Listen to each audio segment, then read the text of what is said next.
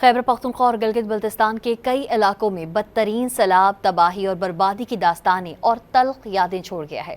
کل تک جہاں خوب رونقیں تھیں، آج وہاں خاموشی، اداسی اور افسردگی ڈیرے ڈالے ہوئے ہے۔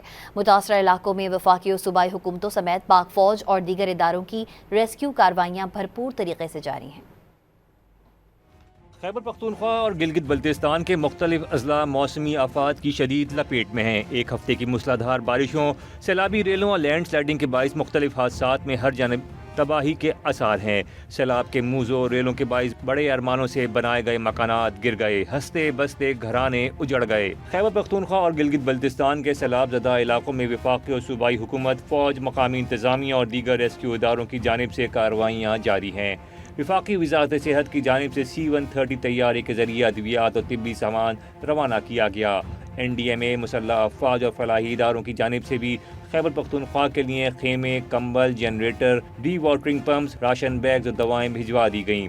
سندھ حکومت کی جانب سے 15 ٹرکوں پر مشتمل سیلاب زدگان کے لیے امدادی سامان پشاور پہنچ گیا۔ 4000 فوڈ پیکیجز اور 100 عدد واٹر فلٹریشن پلانٹس پر مشتمل امدادی سامان کو ہلال احمر کے ذریعے سیلاب زدگان میں تقسیم کیا جائے گا۔ حکومت بلوچستان کی جانب سے گلگت بلتستان کے 1500 جبکہ خیبر پختونخوا کے 1000 سیلاب متاثرین کے لیے امدادی سامان کی بڑی کھیپ بھجوائی گئی۔ پاک فضائیہ نے خیبر پختونخوا کے سیلاب سے متاثرہ علاقوں میں ریلیف آپریشنز کے دوران متاثرہ خاندانوں کی مدد کے لیے کراچی سے پشاور 48 ٹن امدادی سامان ایئر ایگل KB 737 طیارے کے ذریعے منتقل کیا۔ بنیر اور شانگلہ کے متاثرہ اضلاع میں امدادی سامان کی ترسیل کے لیے خصوصی ایئر برج قائم کیا گیا۔ متاثرین کے لیے فراہم کردہ امدادی سامان میں خشک راشن شامل ہے جو براہ راست متاثرہ خاندانوں میں تقسیم کیا جا رہا ہے۔ پاک فوج کی جانب سے بڈگرام میں میڈیکل کیمپ قائم ہے۔ شدید زخمیوں کو رورل ہیلتھ کلینک چھتر پلین منتقل کر دیا گیا۔ گلگت بلتستان میں پاک فوج کے ہیلی کاپٹرز کے ذریعے